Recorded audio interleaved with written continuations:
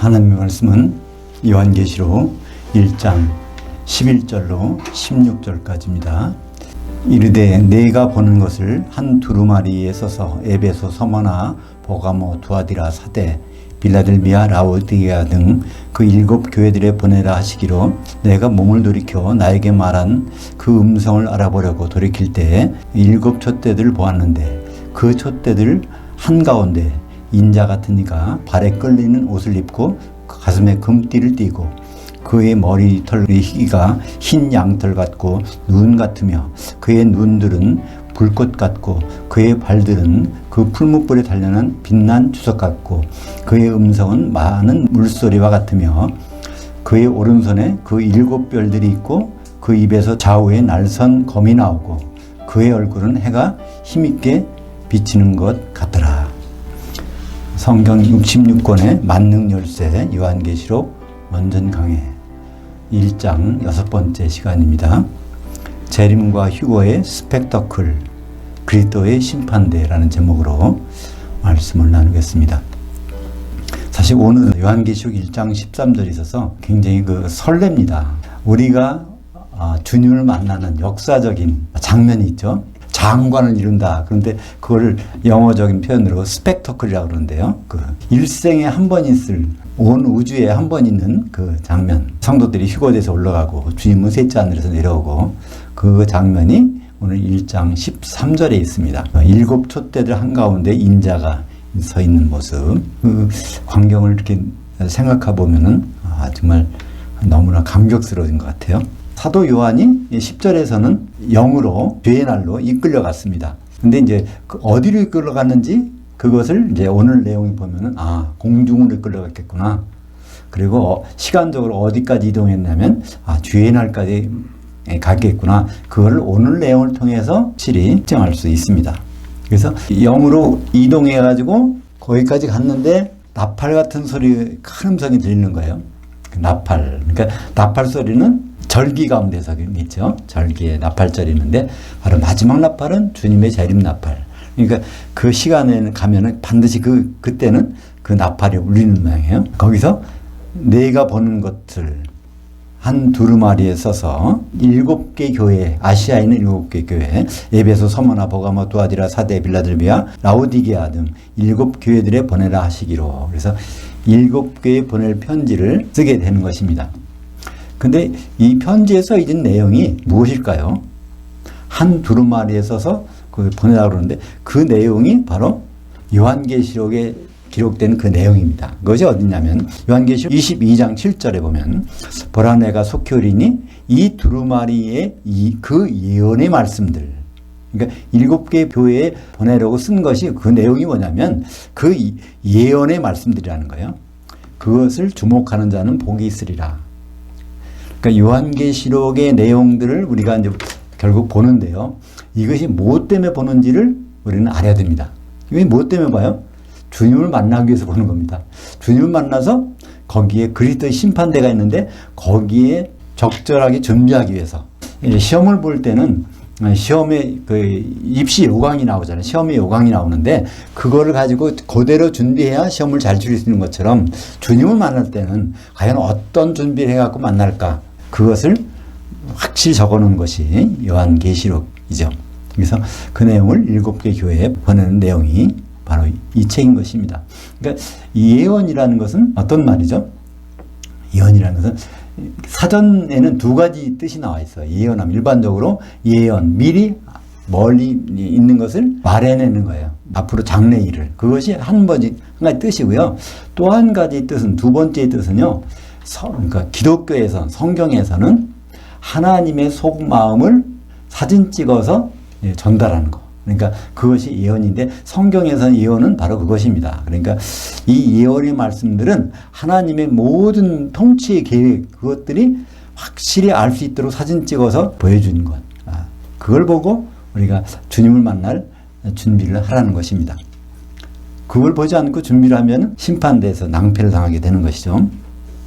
그래서 이 요한계시록 맨 마지막에 예수님이 갑자기 어디서 등장해요. 그 전까지는 예수님 천사가 등장했는데 요한계시록 22장 16절에는 나 예수는 딱 등장합니다. 그러니까 예수님의 천사는 그 옆에 서가지고 그 예수님의 천사하고 그 신부가 주님 어서 오세요 이런 장면이 22장 17절에 나오는데 여기서 나 예수는 여기서 보면 그 교회들을 위하여 내 천사를 보내어 이것들을 너에게 증언하게 하였노라. 그러니까 요한계시록 맨 끝에 가서 보면은 바로 그 교회들을 위해서 그 교회들 아시아에 있는 7 교회들을 위해서 그러니까 세상에 있는 모든 교회를 대표하는 7 교회에다가 내 천사를 보내서 예수님 모습한 천사를 보내서 이걸 다 증언했다.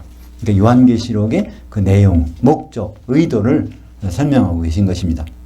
그러니까 우리도 요한계시록 전에도 사실은 성경은 그 예언의 책입니다. 하나님의 속마음을 이렇게 사진 찍어서 우리에게 보여주는 책이에요. 그러나 요한계시록 전까지는 좀 부분적으로 된 것이죠. 어떤 건 있고 어떤 건 없고 그래서 부분적으로 됐는데 그것이 완전한 예언이 오면 확 풀게 되는 것이죠. 그것이 바로 고린도전서 13장 10절에 그런 말씀이 있죠.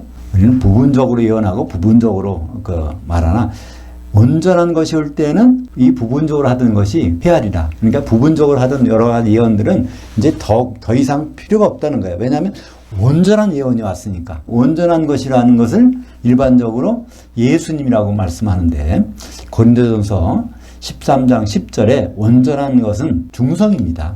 그러니까 예수님이라면 남성이어야 되는데 중성을 썼어요. 그러니까 그 온전한 것은 부분적인 것이 아닌 예언 그런 뜻입니다. 모든 것이 다 밝게 드러난 그 예언이 오면 다른 예언들은 더 이상 그러니까 그걸 필요 없다는 얘기가 아니라 확실히 있다는 그런 뜻이죠. 요한계시록 22장 10절, 11절, 12절에 보면 그 요한계시록의 용도가 나옵니다. 왜 요한계시록을 우리에게 주셨는지. 한마디로 요한계시록은요 주님이 심판하실 텐데 심판하기 전에 바로 우리들이 내용을 잘 알고 있으라는 겁니다. 뭘 가지고 재판하는지 그것을 우리에게 알려주시는 거죠. 그래서 준비하라는 것입니다. 그 내용이 바로 요한계시록 22장 10절, 11절, 12절 보면 있죠. 또 내게 말하되 이 두루마리 예언의 말씀들을 인봉하지 말라. 때가 가까우니라. 그러니까 누구나 보여야 된다는 거예요. 인봉하지 말라고 그랬으니까.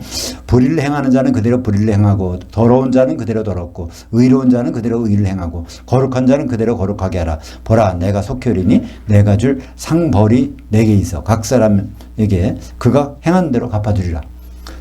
여기 보면 조금 이상하죠. 불의를 행한 자 있으면 그냥 두라는 거예요. 그 사람 쫙 고쳐서 제대로 구원받게 하고 뭐 그래야 되는데 그냥 내버려 두라는 거예요. 더러운 자도 내버려 두라는 거예요. 그렇죠? 이건 왜 이런 말씀이 있을까요? 이것은 이 예언의 말씀이 있기 때문에 이것은 다 인봉하지 않았기 때문에 누구나 볼 수 있기 때문에 그렇다는 겁니다. 누구나 볼 수 있는 대로 시험 문제와 답안지를 다 보여줬는데 그 사람이 시험을 잘 칠지 못 칠지를 각자가 생각하지 말라는 거예요. 본인만 생각하면 된다는 거예요. 그 이상은. 그전에는 우리가 서로 모르기 때문에 온전한 걸 모르기 때문에 서로 권면해서 그 좋은 길로 가려고 이렇게 해야 되지만 이미 온전한 예언이 있기 때문에 더하지도 못하고 빼지도 못하는 온전한 것이 있는데 그것 놓고서 이 사람을 어떻게 가라 이렇게 하라 할 필요 없다는 것입니다. 성도들은 모든 사람들은 요한계시를 봐야 되고 요한계시를 본 사람에게 이래라 저래라 할 필요 없다는 것입니다. 그 예언이 자체가 심판을 하게 된 내용이니까. 12절 보겠습니다. 내가 몸을 돌이켜 나에게 말하는 그 음성을 알아보려고 돌이킬 때 7 금초대들을 보았는데, 근데 사도 요한이 영으로 주의 날에 가서 큰 음성이 누군가 하면서 이렇게 보려고 그러는데 그때 7 금초대를 봤다는 거예요. 7 금초대는 7 교회를 본 것입니다. 에베소, 서머나, 버가모, 두아디라, 사데, 빌라델피아, 라오디게아. 거기를 편지 쓰라고 그러는데 이제 그 미래 내용을 딱 보여주는 거예요. 바로 그 주의 날을 장면을 보여준 것입니다. 그러니까 요한계시록 1장 20절 하반절에 그 7 촛대가 무엇인지 설명이 되어 있죠. 요한계시록에는 어떤 단어가 새로 나오면 그 단어를 설명해 주는 것이 반드시 요한계시록 자체 내에 있습니다. 요한계시록은 자가 해석이 가능한 거예요. 다른 성경은 그렇지 않습니다. 근데 왜 그러냐면 요한계시록 이후에는 하나님이 말씀을 안 주셨기 때문에 마지막 말씀이기 때문에 요한계시록은 요한계시록에서 다 해답이 있습니다. 요한계시록 3장 10절 내가 나의 인내의 말씀을 지켰은즉 내가 또한 너를 지켜 시험에 한 시간은 면하게 하리니 이는 장차 온 거주지에 임하여 땅에 거하는 자들을 시험할 한 시간이라. 빌라델피아 교회에 대해서는 그 말씀이 있죠. 여기서 물론 땅이라는 것은 교회를 말씀하는 거고 우리말 성경에는 그 세상이라고 그러는데 세상이 아니라 거주지 오이쿠메네입니다. 그러니까 성도들의 거주지. 그러니까 주님은 성도들에게 관심이 있어요. 이 세상 사람들은 언제 관심 있죠? 마지막에 백보자 심판 때 그들은 심판하실 것입니다. 요한계시록 11장 3절에 보면 내가 나의 두 증인에게 권세를 주리니 그들은 이 땅의 주 앞에 서 있는 두 감람나무와 두 촛대들이니. 두 촛대 그러면 뭐죠? 두 교회. 그래서 두 증인하면은 이것이 모세와 엘리야인가 또 구약의 대표 신약의 대표 그런 사람들인가 그러는데 이거는 다른 데 가서 해결책을 보지 않고요. 요한계시록 자체에서 이 말씀이 있기 때문에 두 증인은 두 촛대들이고 두 감람나무고 그러니까 그 감람나무의 촛대인 것은 바로 교회죠. 그래서 여기에 이제 7개 교회의 특성들이 다 나옵니다. 그 7개 교회가 어디서 만나요?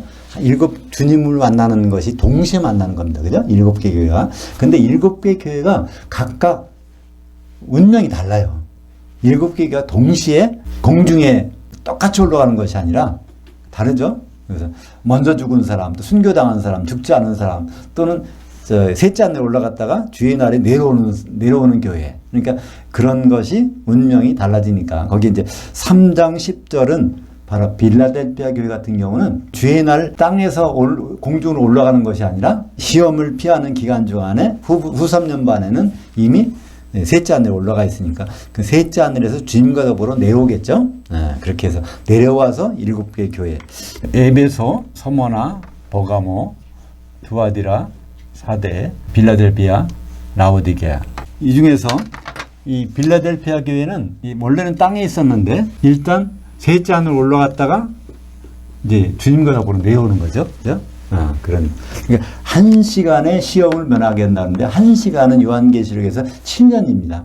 요한계시록 17장 12절에 보면 1시간의 기간이 7년이에요. 그러니까 7년 환란 기간 중에 전반에는 인맞아서 해를 면하고 후반에는 셋째 하늘에 올라가서 14만 4천이 해를 면하죠.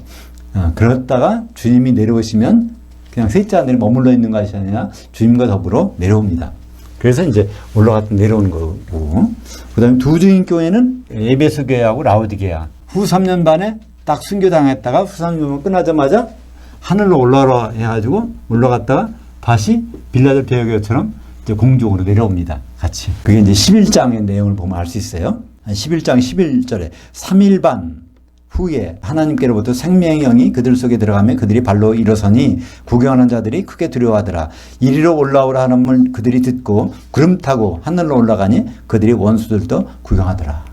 그러니까 두 증인 교회는 전 3년만 끝나자마자 그 연월 일시에 일시 탁 순결당해가지고 땅바닥에 머물러 있다가 3일 반, 그 예언서에서 3일 반은 3년 반이죠. 3년 반 후에 바로 후 3년만 끝나자마자 벌떡 일어나서 거기에 이리로 올라오라. 그래서 하늘 셋째 하늘로 올라갑니다. 그랬다가 주님과 더불어 내려오죠. 그러니까 셋째 하늘에서 예수님과 같이 내려오는 교회가 몇 개죠? 3개. 빌라델피아 교회, 또 두 증인 교회, 이제 에베소, 라오디게아 교회. 셋은 그냥 위에서 주님 내려오실 때 같이 내려옵니다. 요한계시록 12장 5절을 보면 그 여자가 아들을 낳으니 이는 장차 철정으로 만국을 다스릴 남자라. 그 아이를 하나님 앞과 그 보좌 앞으로 올려가더라.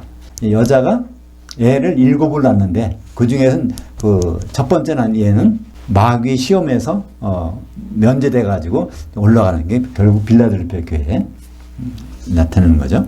요한계시록 13장 10절에 사로잡힐 자들은 사로잡혀야 할 것이요 칼에 죽임을 당할 자들은 마땅히 칼에 죽임을 당할 것이니 그 성도들의 인내와 그 믿음이 여기 있느니라.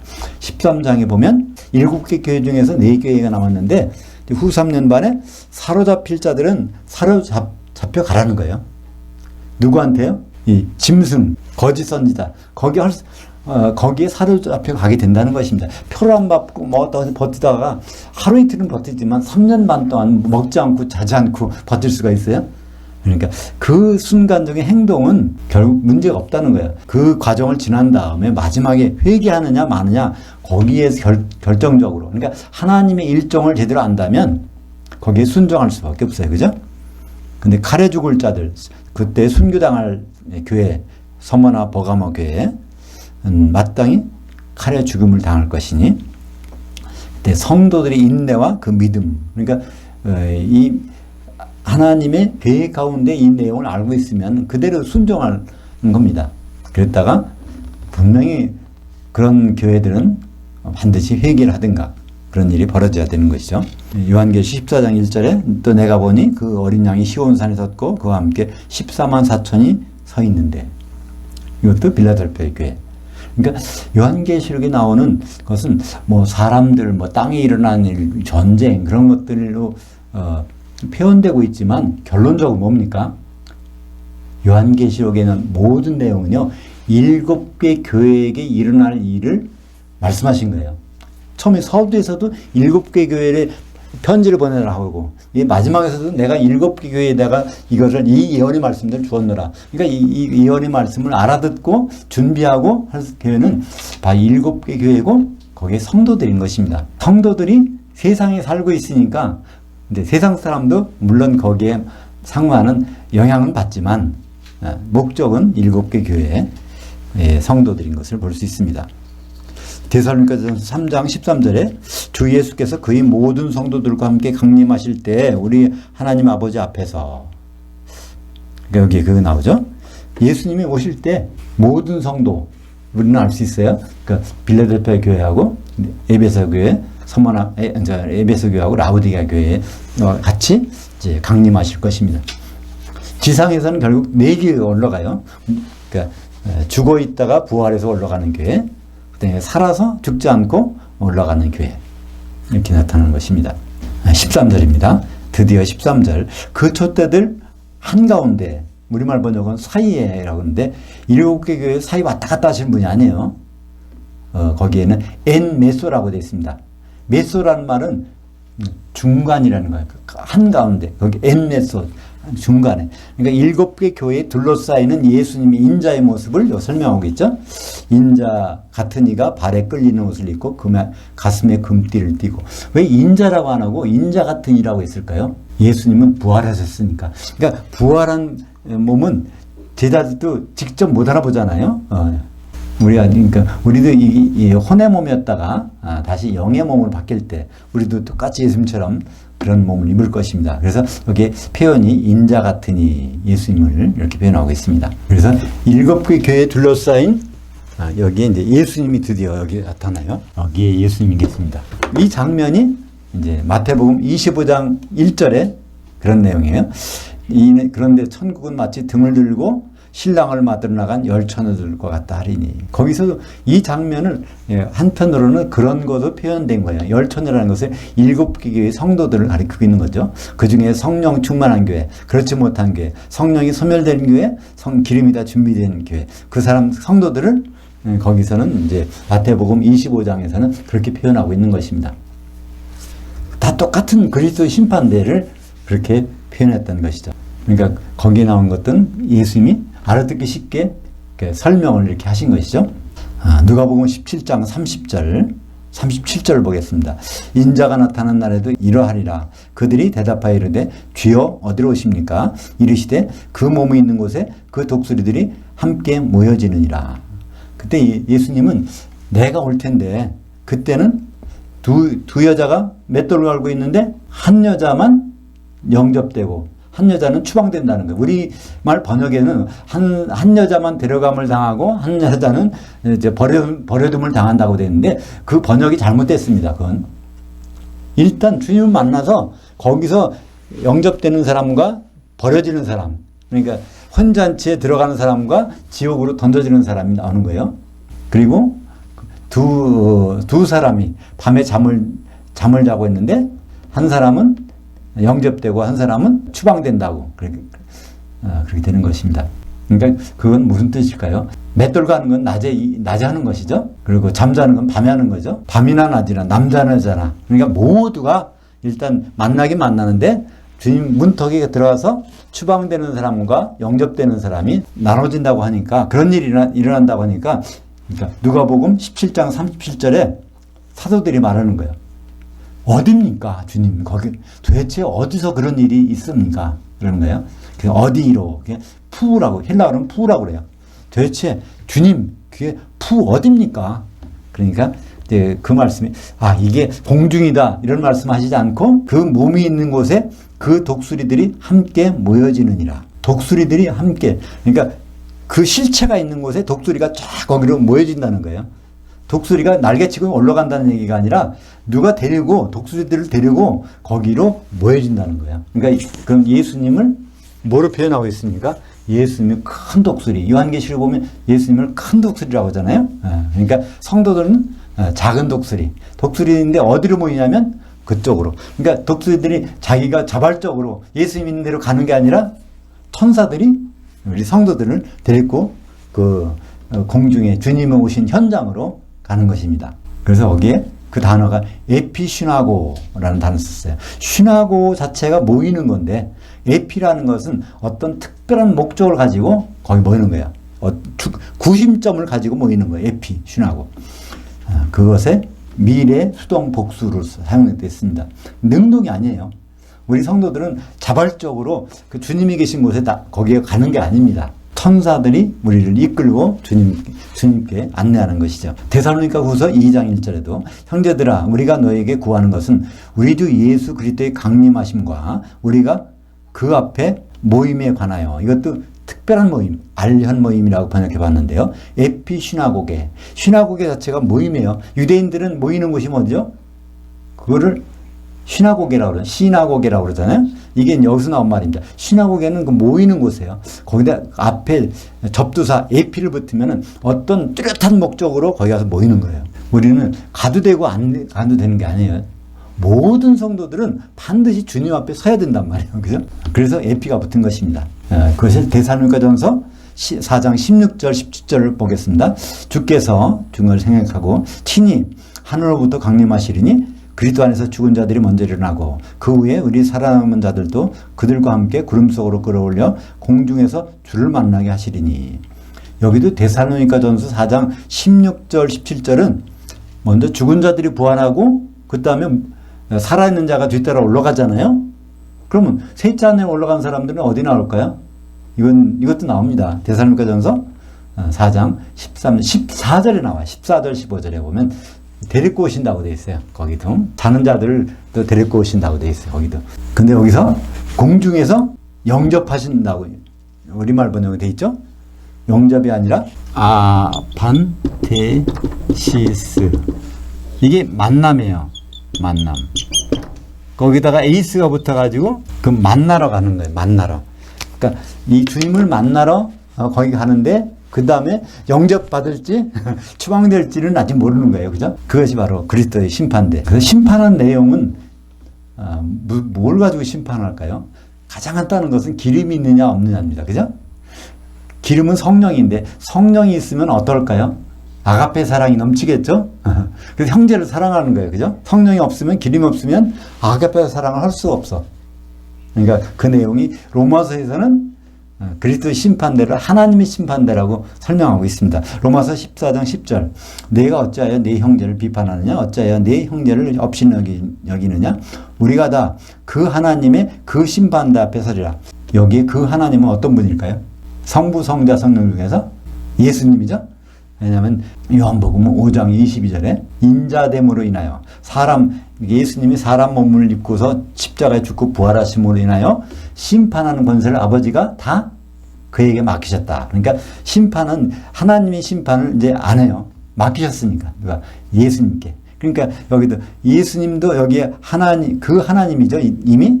왜냐하면 예수님이 십자가에 죽고 부활하시고 승천하셔서 하나님 자리에 복귀하셨으니까 예수님이 하나님이란 말이에요. 그래서 그 어떤 하나님인지 모르니까 정관사를 붙여요. 그때는. 그죠? 그래서 그 하나님. 엘로힘은 정관사가 안 붙어요. 그래서 삼위일체의 하나님이니까 삼위 하나님한테 그 정관사는 안 붙이단 말이에요. 근데 빼오스라서 신약에서는 단수니까 어떤 하나님인지 모르니까 그거를 표시하기 위해서 정관, 그 하나님. 여기서는 로마서 14장 10절에는 바로 예수님을 가리키고 있습니다. 하나님으로 복귀하신 그 예수님. 그 심판대 앞에 서리라. 그러니까 뭘 가지고 심판해요? 형제 사랑에 관해서 심판한다는 말이죠. 형제를 사랑하려면 결국 아가페 사랑으로 해야 되는데, 그것이 있으려면 성령의 기름이 충만해야 아가페 사랑을 할 수 있잖아요. 로마서 5장 5절에 바로 성령을 통해서 부어주시는 하나님의 아가페 사랑이라고 했으니까. 마태복음 5장 22절에도 바로 이 그리스도의 심판대 장면이 나옵니다. 같이 보죠. 나는 너에게 이르노니 형제에게 노하는 자마다 심판을 받게 되고, 형제에 대해서 나가라는 자는 공회에 잡혀가게 되고, 미련한 놈이라 하는 자는 지옥불에 들어가게 되리라. 이게 다 같은 걸 나타내는 거예요. 심판, 공회, 불지옥. 이게 같은 자에서 일어나는 일입니다. 심판을 어디서 받냐면은 그때 수시로 받는 게 아니에요. 심판은 딱 거기 가서 받는 거예요. 우리가 살면서 심판받는 게 아닙니다. 그거는 어떤 환난이나 곤고나 그런 어려움은 있을 수 있어요. 그러나 그건 그리스도의 심판은 아닙니다. 심판은 공중에서 그분 앞에서 받게 돼 있어요. 그러니까 심판, 형제에게 노하는 자마다 심판을 받게 되는데, 그때는 주님 앞에서 심판받는 거죠. 형제에 대해서 나가라 하는 자는 공회에 잡혀가게 되고, 이 공회가 쉰 애들인 산헤드린이라고 하는 건데, 이것이 바로 이스라엘에서는 산헤드린이라면 최고의 입법 사법기관이에요. 거기서 재판. 그러니까 우리나라로 말하면 대법원 같은데, 최고의 사법기관은 어딜까요? 그리스도의 심판대죠. 그죠? 여기서 공회라는 것은 그리스도의 심판대입니다. 심판을 여러 번 받는 게 아니니까, 마지막 받는 것이 그리스도의 심판대에서 받으니까, 그게 공회란 말이에요. 그리고 미련한 놈이라 하는 자는 불지옥에 들어가게 되리라. 거기서 형제 사랑을 해서 실패한 자, 기름이 없어서 아가페 사랑을 못한 자, 결국 불지옥에 들어갑니다. 그래서 히브리서 4장 14절에 그러므로 우리에게 큰 대제사장이 계시니 하늘들을 관통하시니, 하늘들을 뚫고 셋째 하늘로 올라가시니, 그분이 대제사장이라는 거예요. 그러니까 오늘 보니까 1장 13절에 발에 끌리는 옷을 입었다는 거예요. 그러니까 이 모습이 바로 대제사장의 모습입니다. 대제사장의 역할은 그 재판하는 것, 심판하는 것입니다. 신랑의 옷이 아니라 여기서는 처음에 만날 때는, 교회를 만날 때는 재판관의 모습으로 만나는 것입니다. 결혼 준비가 돼 있는지 안 돼 있는지 이걸 한 다음에 그 다음에 이제 결혼에 들어가서 신랑의 옷으로 거기 참석하실 거 아닙니까? 그래서 14절, 15절, 16절은 그 심판관의 모습을 설명하고 있는 거예요. 여기 그 예수님이 심판관의 모습이 14절에 그의 머리와 털의 희가 흰 양털 같고 눈 같으며 그의 눈들은 불꽃 같고, 그 희다는 얘기는 뭘까요? 죄가 없다는 거예요. 그죠? 의롭다는 거예요. 의로우시니까 반드시 우리를 심판할 수 있는 거죠. 죄가 있다면 심판을 못해. 자기 죄도 감당을 못하는데 어떻게 하면 심판합니까? 눈은 불꽃 같고, 그러니까 모든 것을 완전히 살피시는 분이라는 거 나타내는 거 있죠. 히브리서 1장 7절에 그는 그의 천사들을 영들로 그의 사역자들을 불꽃으로 삼으시느니라 하였으며, 그러니까 여기에 이 예수님이 눈에 불꽃 같다는 얘기는 거기 천사들이 같이 있다는 얘기예요. 천사가 불꽃으로 나타나는 거예요. 그죠? 천사가 영이라고 그랬죠? 예수님 천사장이니까 그 수많은 천사들이 예수님 주위에서 바로 그런 역할을 하고 있는 모습이 바로 머리와 털의 희가 흰 양털 같고 눈 같으며 그의 눈들은 불꽃 같고, 요한계시록 2장 18절에 두아디라 교회의 그 천사에게 편지라. 그의 눈들이 불꽃 같고 그의 발들이 빛난 주석 같은 그 하나님의 아들이 이르시되. 그래서 예수님의 눈들이 많이 있는 것으로 표시됐어요. 예수님의 눈이 이렇게 7개가 될까요? 그것은 바로 예수님과 함께 있는 천사들을 나타내는 거죠.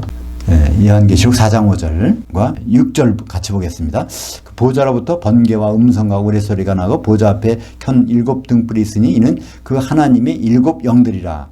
보좌 앞과 보좌 앞에 수정 같은 유리바다가 있고 보좌 가운데와 보좌 주위에 4 생물들이 있는데 그 앞뒤에 눈들이 가득하더라. 7 영들이 바로 7 천사고요. 7 천사가 이제 결국은 요한계시록 1장 20절 하반절에 보면 바로 7 교회의 천사예요. 그러니까 하나님 보호자에 있다가 각 7교회를 담당하러 각 교회에 흩어지는 그 천사입니다. 근데 그 천사들을 뭐라고 표현하면 7눈이라고 그래요. 7눈들. 요한계시록 5장 6절. 한 어린 양이 서 있는데 일찍이 죽임을 당한 것 같더라. 여기도 6월절날 십자가에 달리신 어린 양 같아 보인다는 거예요. 근데 예수님을 그렇게 알아보는데 그것도 어린 양 같더라 하는 것입니다. 왜냐하면 예수님은 부활한 몸을 입고 있으니까 이렇게 말하고 있는 거죠. 여기에 요한계시록은 처음으로 어린 양이 나옵니다. 그래서 여기에는 정관사가 없어요. 맨 처음 나오니까. 어떤 어린 양인데 이제 예수님 같다는 거예요. 그 다음에 이 어린 양이 이제 그 다음부터 나올 때는 거기에 정관사가 완전히 붙습니다. 그 어린 양, 그 어린 양, 그 어린 양. 여기 그 7눈들이 있으니 그 눈들은 7영이더라. 그러니까 예수님이 7눈이 있는데 그 7영인데 결국은 어디로 갑니까? 예수님이 잡고 있는 7별은 7천사더라. 그러니까 7천사가 각 예수님이 교회를 끔찍하게 사랑하시잖아요. 그죠? 그러니까 자기의 천사, 7천사를 교회, 7개 교회에 다 배치해가지고 각 에베소 교회의 천사에게 편지하기를, 서머나 교회의 천사에게 편지하기를 각각 이제 거기에 흩어져 갖고 그 말씀을 전달하는 내용이 그렇게 나오는 거죠. 그것을 표현할 때 7별, 7눈, 7영, 7천사 이렇게 표현합니다. 요한계시록 19장 11절에 또 내가 하늘에 열린 것을 보니, 하늘이 열린 것을 보니 백마와 그것을 탄 자가 있으니 그 이름은 믿음과 진리라. 그가 의로 심판하며 싸우더라. 그러니까 의가 하얀 색깔이잖아요. 그러니까 똑같은 모습이죠. 백마를 타고 그의 머리와 털이 희기가 흰 양털 같고, 예수님을 여러 가지로, 그러니까 사도 요한이 볼 때는 아주 그런 여러 가지로 보이는 것입니다. 결론은 바로 예수님이, 의로우신 예수님이 심판하신다는 것이죠. 15절에 그의 발들은 불목불에 단련한 빛난 주석 같고 그의 음성은 많은 물소리와 같으며. 우리는 음성과 소리가 틀리죠? 일반적으로. 음성, 영어로 음성을 뭐라고 합니까? 보이스라고 하죠. 보이스. 소리는 뭐라고 그래요? 사운드죠. 음성과 소리가 좀 틀린데, 그러니까 헬라어에서는 게 똑같아요. 그걸 다 포네라고 그래요. 그래서 이게 바로 이게 사람의 음성인지 어떤 물건에서 나는 소리인지 그거는 문맥을 통해서 우리는 알 수 있습니다. 요한계시록 10장 1절. 내가 또 보니 힘센 다른 천사가 구름을 입고 셋째 하늘에서 내려오는데 그의 머리 위에 무지개가 있고 그의 얼굴은 해같고 그의 발들은 불기둥 같으며. 그러니까 이 발을 모습을 보면 이게 그냥 막 밟고 심판하고 그런 모습. 머리의 모습을 볼 때, 눈의 모습을, 이 모든 모습들, 이것이 그 신랑의 모습이 절대로 아닙니다. 그죠? 예수님을 만나게 되면 당장 그 모습은요, 심판관의 모습이지, 신랑의 모습은 여기서 전혀 안 보이잖아요. 그죠? 요한계시록 14장 2절에 내가 하늘에서 나는 소리를 들으니 많은 물소리와도 같고 큰 우레소리와도 같은데, 심판관의 모습이 그냥 쩌렁쩌렁 울리는 것 같아요. 그죠? 요한계시록 19장 6절. 또 내가 들으니 허다한 물이 음성과도 같고 많은 물소리와도 같고 큰 우레소리와도 같은 소리로 이르되 할렐루야, 우리 주 우리 그 하나님 전능하시니가 통치하셨도다. 그래서 하늘에서 들리는 소리, 결국은 예수님의 소리나 결국은 성도들의, 마지막에 성도들의 소리. 그런데 요한계시록 19장 6절의 그 내용들은 성도들이, 여기서 이기는 성도들, 어린 양이 한 신부가 된 그 성도들이 마지막으로 찬양하는 거예요. 할렐루야! 여기서 찬양이 나오죠. 이때가 바로 이제 혼인에 들어간 겁니다. 그러니까 그 전에 뭐가 끝났다는 얘기요? 그리스도 심판돼서 심판이 끝났다는 얘기죠. 16절을 보겠습니다. 그의 오른손에 그 7별들이 있고 그의 입에서 좌우에 날선 검이 나오고 그 얼굴은 해가 힘있게 비치는 것 같더라. 이 검도 그냥 칼이 아니라 이 검, 전쟁용 무기, 이걸 가지고 심판하신다는 거예요. 요한계시록 1장 20절 하반절에 그 7별들은 7교회의 7천사들이요. 그러니까 7별, 7눈, 그것들이 예수님의 보좌, 예수님이 가지고 계셨는데 이것이 각 교회, 7개 교회에 파송되어 있는 천사들. 그래서 요한계시록 2장 1절에 보면 거기에 그 나오죠. 에베소 교회의 천사에게 편지하라. 그 천사는 누구 중에 하나입니까? 보좌에 있던 7천사, 7별들 중에 하나가 에베소 교회에 담당하는 천사가 돼가지고, 그러니까 사도 요한은 편지를 써서 바로 그 천사에게 보내라는 겁니다. 그 오른손에 있는 그 7별들을 붙잡고 7 금초대들 한가운데를 거니시는 이가 이르시되, 그다음에 요한계시록 3장 1절도 그 사대교회도 똑같은 말씀이에요. 그 천사에게 편지하라. 그러니까 7개 교회니까 그 천사들은 몇입니까? 7 천사들이 각 교회 담당하고 있는 것을 볼 수 있죠. 요한계시록 19장 15절 그 입에서 예리한 검이 나오고 그것으로 만국을 치겠고. 그러니까 요한계시록 19장에는 혼인이 벌어져요. 요한계시록 19장 1절부터 10절까지는 어린 양의 혼인식, 그 다음에 11절부터 그 마지막까지는 이건 그리스도의 심판에서 마지막을 그 심판하시는 모습이에요. 그러니까 그 심판하는 모습이 여기서 검을 가지고 심판하는. 그래서 19장 15절을 쭉 한번 같이 보겠습니다. 그의 입에서 예리한 검이 나오니 그것으로 만국을 치겠고 또 친히 그들을 철장으로 다스릴 것이며 또 친히 그 하나님 그 전능하신 이의 맹렬한 진노의 포도주 틀을 밟겠고. 19장 여기도 그러니까 요한계시록은 군데군데 그리스도의 심판대가 이렇게 나오고 있어요. 맨 처음에 나온 부분이 바로 1장 13절부터 16절까지가 바로 그리스도의 심판대, 심판하려고 하는 모습이 나오는데 그 중간중간에 심판하시죠. 그래서 마태복음 19장 28절에 예수는 심판하시는 분이에요. 어떻게 심판하면 누구 데리고 심판하세요? 12사도 데리고 심판하세요. 예수께서 이르시되 내가 진실로 너에게 이르노니 세상이 새롭게 되어 인자가 자기 영광의 보좌에 앉을 때 나를 따르는 너희도 12보좌들이 앉아 이스라엘 12지파를 심판하리라. 그러니까 요한계시록에서는 이스라엘 12지파가 유대인들이 아니라 성도들을 가리키고 있습니다. 영적 이스라엘 유대 성도들을.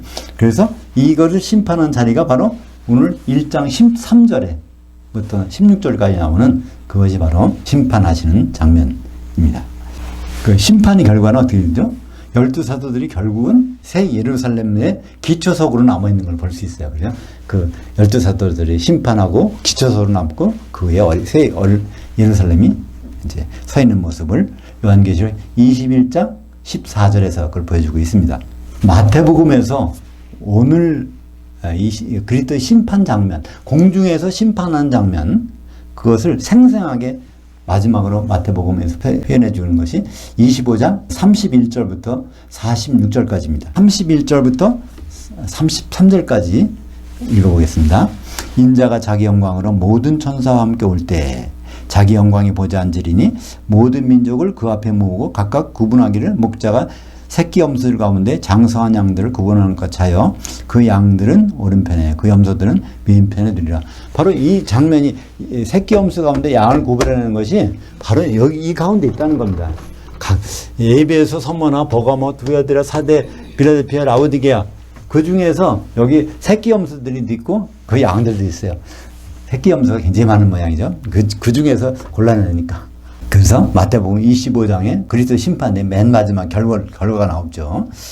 46절 보면 그들 새끼 염소들은 영벌에, 의인들 장성한 양들은 영생에 들어가리라. 영벌, 영생. 그러니까 이 자리에서 심판받고 이게 나오는 결과가 영생, 영벌입니다.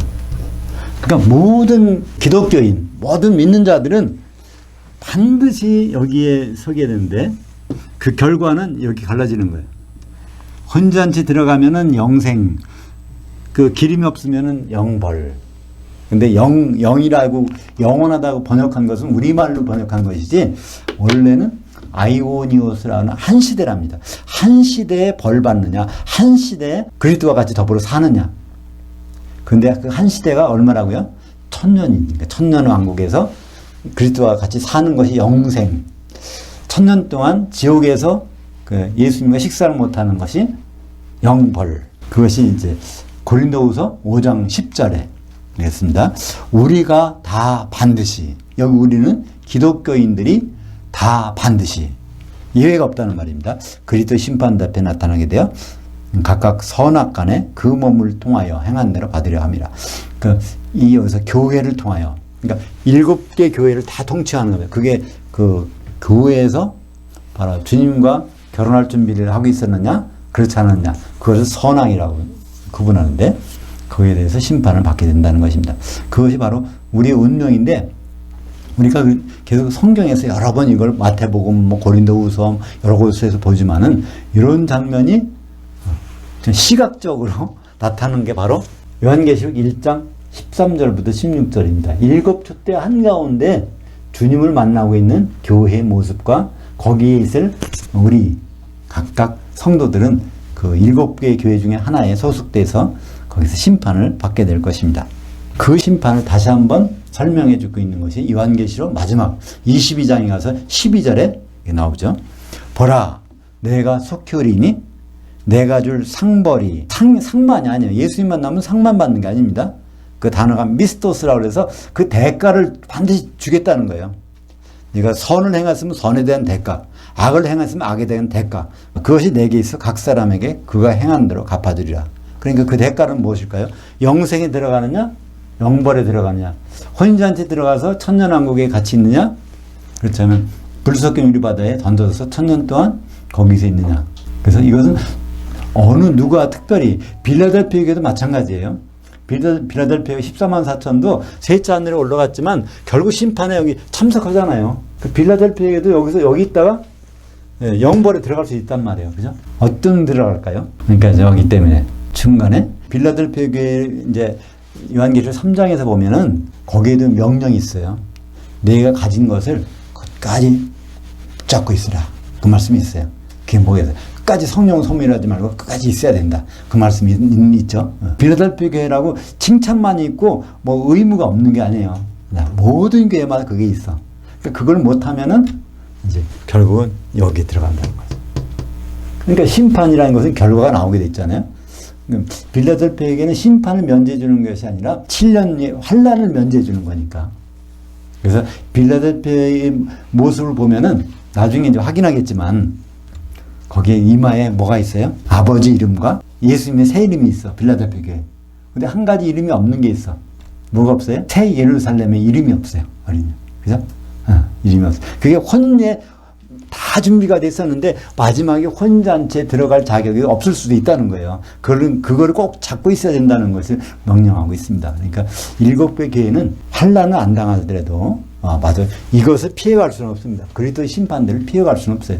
우리가 그 아주 엄중하고 어마무시한 그 스펙타클, 이 장면을 우리가 했는데 그것은 우리가 뭐 할 때만 기름이 준비되어 있을 때는 그게 정말 엄청난 일이죠. 근데 기름이 소멸됐다면 그 자리에서 우리가 어떻게 될지 모른단 말이에요. 심지어 빌라델피아에 소속됐다고 할지라도 여기까지 가서는 어떻게 될지 모른단 말이에요. 그래서 이것은 우리가 겁을 먹으라는 메시지가 아니죠. 우리가 준비만 하면 얼마나 즐거운 일이, 행복한 일이 기다리고 있는지를 확실하게 보증해주는 예언서예요. 그러니까 우리는 무섭게만 볼 것이 아니라 이것이 얼마나 안전한 책인가, 이대로만 준비하면 얼마나 안전한가, 그것을 알 수가 있는 것입니다. 기도하겠습니다. 하나님 아버지 감사합니다. 오늘 요한계시록 1장 13절부터 16절까지 그리스도의 심판대의 모습을 보게 해주심을 감사합니다. 공중에서 펼쳐질 7개의 교회 한가운데서 인자 주님이 계신데 우리가 주님의 심판을 아주 슬기롭게 잘 준비할 수 있는 기름을 준비한 다섯 천사들과 같이 준비할 수 있도록 인도하여 주시옵소서. 그 자리가 슬프고 괴롭고 한 자리가 아니라 주님을 할렐루야 찬송하면서 기쁨으로 들어가는 그 자리가 될 수 있도록 인도하여 주시옵소서. 우리 주 예수님의 이름으로 기도하옵나이다. 아멘.